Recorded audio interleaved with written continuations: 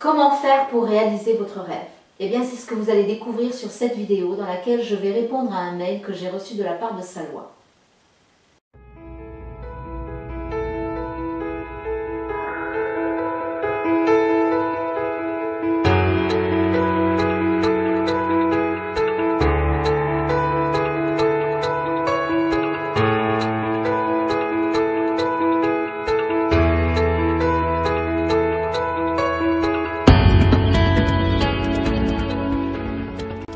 Bonjour, je m'appelle Christina Marquet, je suis thérapeute spécialisée en dépendance affective et relations de couple.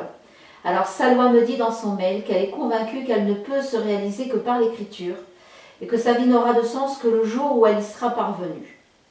Salwa me demande comment réaliser mon rêve. Eh bien j'ai décidé de lui répondre à travers cette vidéo parce que je suis convaincue qu'elle est loin d'être la seule personne à se poser cette question. Et je me suis dit que c'était un excellent moyen en fait d'en faire profiter un maximum de personnes. Donc voilà, j'ai décidé de vous en faire profiter, vous aussi qui regardez cette vidéo. J'espère que ma réponse vous inspirera et je pense que vous serez très reconnaissant à Salwa de m'avoir posé cette question. Eh bien, je vais vous répondre de la meilleure façon que je connaisse parce que j'ai constaté en fait que cette forme, c'est la plus efficace en fait pour inspirer les gens autour de nous à transformer leur vie. Et en fait, je vais tout simplement vous partager mon expérience personnelle. Alors, j'ai moi-même écrit récemment mon premier livre qui est sorti en juin dernier aux éditions La Nord et qui s'intitule « Confidence d'une ancienne dépendante affective » que voici. Et j'ai envie en fait de répondre à cette question eh bien, en vous partageant, en vous racontant l'histoire de ce livre. Ce livre, en fait, c'est un rêve que je nourrissais depuis 3 ans. Et j'ai su que je voulais l'écrire en fait durant mon processus de guérison qui a eu lieu en 2012.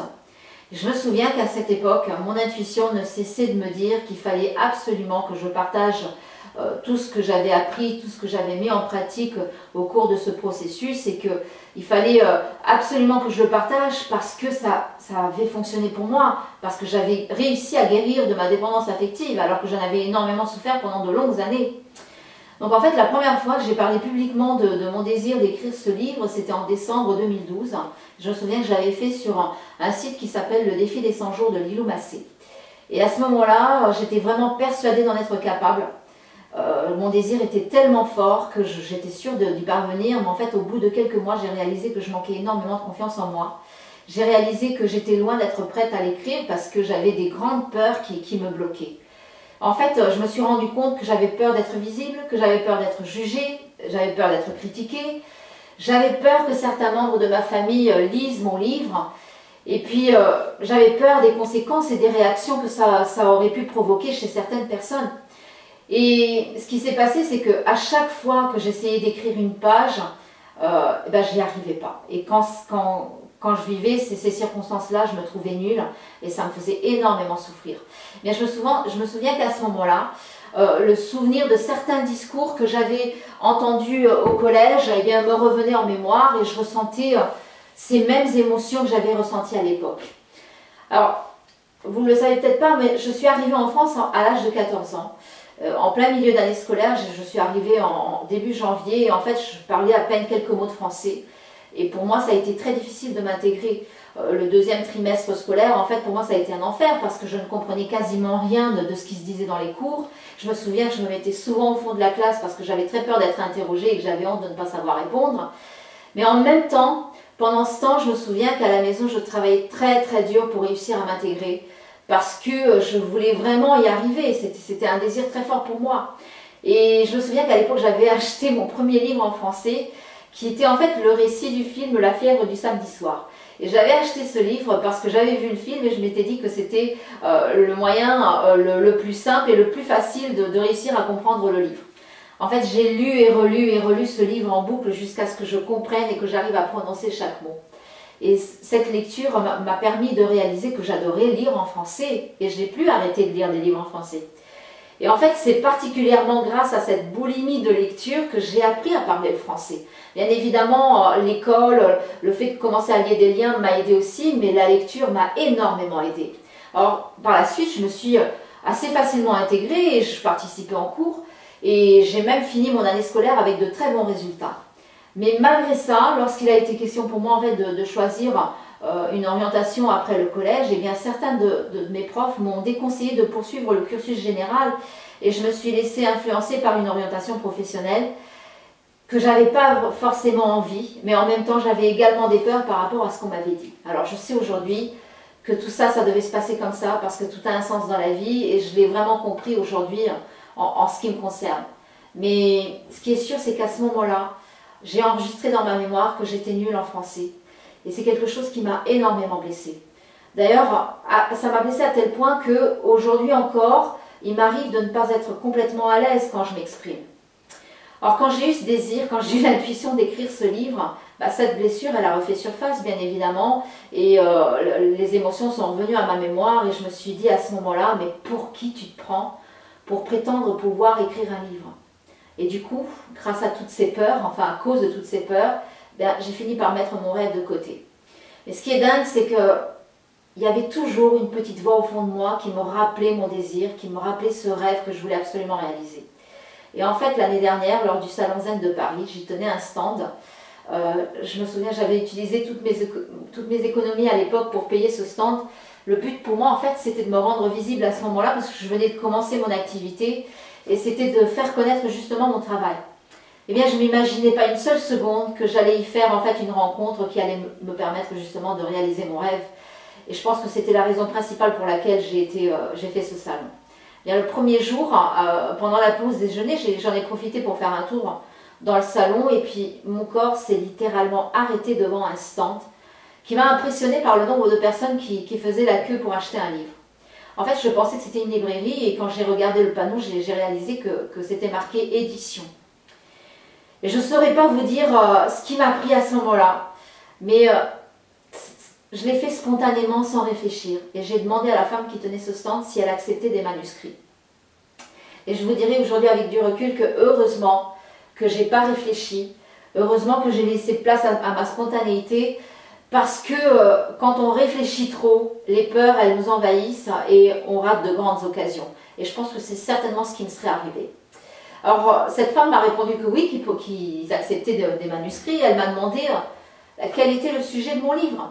Et en fait, je lui ai répondu, comme si j'étais déjà en train d'écrire mon livre, je me souviens que je lui ai répondu que j'écrivais sur la dépendance affective et que je racontais mon histoire en associant la théorie et donc en partageant mon expérience personnelle.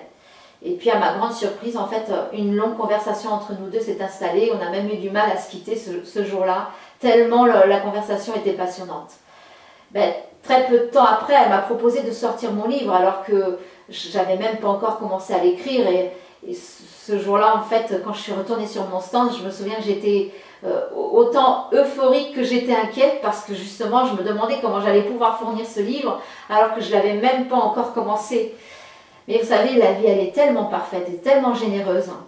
Je vais vous raconter, le lendemain, j'étais sous ma douche et c'est comme si une idée lumineuse a traversé mon esprit. D'un seul coup, j'ai vu toute la structure de mon livre. Je voyais le titre de mon livre, les titres de chaque chapitre. Je savais exactement ce que je voulais écrire dans mon livre. Et je me sentais émerveillée, à la fois émerveillée, émue, folle de joie et complètement dépassée par toutes les informations que j'étais en train d'avoir d'un seul coup à cet instant précis. Bon, évidemment, je me suis empressée de tout noter parce que je savais déjà que si on ne notait pas les inspirations qu'on a dans le moment, eh bien, on ne les retrouve plus. C'est extrêmement rare. Eh bien, j'ai écrit les 2 premiers chapitres de mon livre pendant les vacances de Noël, donc en décembre 2014. Et ensuite, ce qui s'est passé, c'est que j'ai vécu toute une série d'épreuves dans ma vie de maman et qui m'ont bloqué pour l'écriture de la suite de mon livre. Et en fait, ça a retardé la sortie du livre qui était prévue en février 2015. Ce qui s'est passé à ce moment-là, c'est qu'en fait, j'ai été à nouveau envahie par mes peurs. Elles ont refait surface et j'ai dû les regarder vraiment en face et prendre la décision ferme de les affronter et d'en assumer les conséquences. Et alors, une fois que j'ai pris cette décision, eh bien, la vie m'a à nouveau donné la force d'utiliser ma créativité. Et c'est comme ça que j'ai fini d'écrire mon livre en à peine un mois. Je l'ai écrit pendant tout le mois d'avril. Il devait être prêt pour fin mai où j'ai fait une conférence pour la sortie de mon livre à Paris. Et je me souviens que lorsque je me suis rendue dans les locaux des éditions Lanor, bien, mon regard il a été attiré par une pile de manuscrits qui étaient dans un coin sur un bureau. Et c'était des manuscrits en fait dont les auteurs attendaient une réponse. Et j'ai réalisé en fait à ce moment-là à quel point j'avais de la chance de ne pas avoir eu à passer par cette étape. Mais vous savez, moi je suis convaincue, en fait je crois pas au fait qu'il y a des gens qui sont chanceux et des gens qui sont malchanceux. Moi je crois au fait que la chance, c'est nous-mêmes qui la créons et qui la provoquons. Je suis persuadée qu'en fait, si je n'avais pas suivi l'élan de mon cœur au Salon Zen quand j'étais devant ce stand, bien j'aurais raté une grande occasion de provoquer et de créer ma chance à ce moment-là. Si j'avais pris le temps de la réflexion au lieu de laisser parler ma spontanéité, j'aurais jamais su la saisir, cette chance. J'en suis absolument convaincue. Comment est-ce qu'on réalise son rêve? Je viens de vous donner un exemple concret par rapport à tout ce que je vous ai partagé sur la concrétisation de mon propre rêve. En fait, la plupart du temps, nous attendons souvent que les circonstances soient idéales pour poser des actions qui nous amènent à réaliser nos rêves. Et en fait, tant qu'on fonctionne de cette manière-là, on ne réalise jamais nos rêves. Parce que ce n'est pas comme ça que ça fonctionne. La vie ne fonctionne pas comme ça. Si vous voulez réaliser vos rêves, vous devrez d'abord apprendre à sortir de votre zone de confort et à affronter vos peurs. Vous ne devrez même pas les laisser envahir votre esprit. Et il faut être spontané, il faut foncer. Donc vous devrez cesser d'attendre que les circonstances soient idéales. Vous devez faire le premier pas. Et c'est en faisant le premier pas que les circonstances deviendront idéales en cours de route. En fait, vous devez montrer à la vie à quel point votre désir de vivre votre rêve est intense, à quel point il vous habite. Désirer profondément réaliser son rêve, en fait, c'est le désirer au point de prendre tous les risques et d'affronter les plus grandes peurs qu'on puisse avoir. Quand on réagit comme ça, quand on fonctionne de cette manière-là, alors là, la vie, elle va vous ouvrir les portes. Elle va vous répondre en vous ouvrant toutes les portes devant vous. En fait, le déclencheur, c'est nous, c'est nous-mêmes. La vie est un serviteur, mais pour ça, il faut que vous le désiriez du plus profond de votre cœur. Si vous désirez du plus profond de votre cœur vivre votre rêve, et que vous faites le premier pas, même si les circonstances ne sont pas idéales, alors la vie va vous ouvrir toutes les portes. Mais si vous restez bloqué sur vos peurs, si vous ne prenez pas le risque de les affronter, eh bien vous resterez toujours au même niveau. Vous ne bougerez pas, donc vous ne réaliserez pas vos rêves. Donc, qu'est-ce que je peux vous donner comme conseil? Ce n'est pas un conseil, c'est une suggestion. Prenez le risque d'affronter vos peurs, prenez le risque de sortir de votre zone de confort et affronter vos peurs. Alors je sais moi par expérience, et je pense que vous allez le vivre aussi, que tant que le désir n'est pas intense, on n'arrive pas à désirer du plus profond de soi, on n'arrive pas à le désirer, ce rêve, on n'arrive pas à désirer de le vivre concrètement. Alors ce que je peux vous souhaiter, du plus profond de mon âme, c'est que vous en arriviez au point où ce rêve soit un tel désir, tellement profond en vous, qu'il ne puisse plus vous maintenir en place et qu'il vous donne la force de sortir de cette zone de confort et d'affronter vos peurs. C'est comme ça que vous allez le réaliser, votre rêve. Et je vous le souhaite du plus profond de mon cœur.